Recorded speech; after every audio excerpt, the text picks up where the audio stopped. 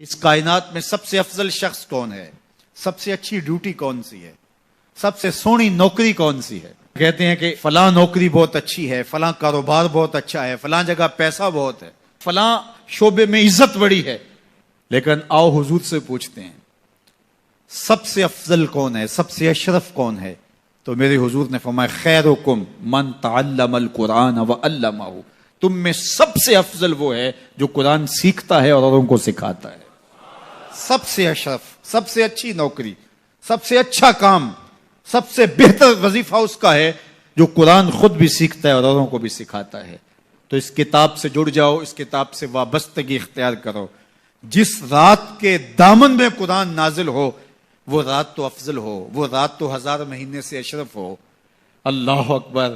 تو پھر مجھے بتاؤ کہ جو قرآن کو اپنی روح میں بسا لے، جو اپنے اعمال کو قرآن کی تعلیمات کے تابع کر دے، جو اپنے دنوں کو قرآن کے اجالوں میں گزارے، اپنی راتوں کو قرآن کی تلاوت میں بسر کرے، دن کی تنہائی میں اور رات کے اجالوں میں قرآن پڑھے، بتاؤ وہ کتنا اشرف ہوگا.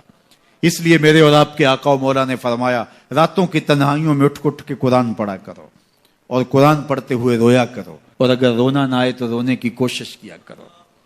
کوشش کیا کرو، دقت پیدا ہو جائے تمہیں قرآن کی تلاوت کرتے کرتے.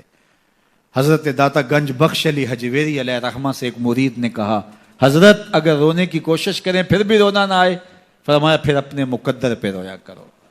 تم اتنے سنگ دل ہو گئے ہو کہ تمہاری آنکھیں آنسوں کا خراج نہیں دیتی ہیں.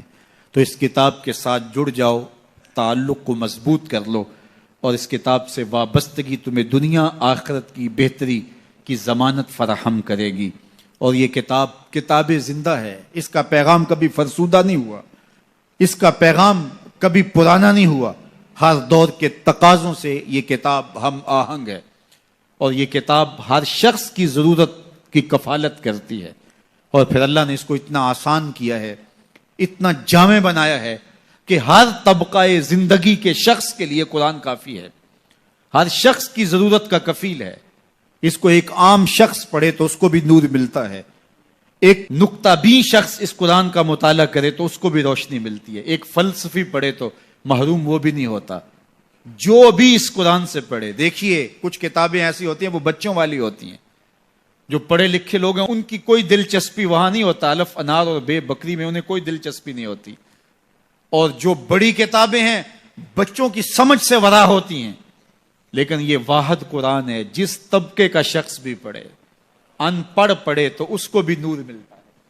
میں دیکھتا ہوں تلاوت چل رہی ہوتی ہے اور تلاوت عربی میں ہے، اور بندہ عربی جانتا نہیں ہے وہ بھی جھوم رہا ہوتا ہے، اس کو بھی حظ مل رہا ہوتا ہے. یہ کتاب ہر طبقہ زندگی کو روشنی دیتی ہے. یہ قیامت تک آنے والی انسانیت کے لیے رشد و ہدایت کا صحیفہ ہے. اس کتاب سے جڑ جانے سے بلندیاں نصیب ہوتی ہیں. جس رات کو یہ کتاب اترے وہ رات تو لیلۃ القدر کہلائے.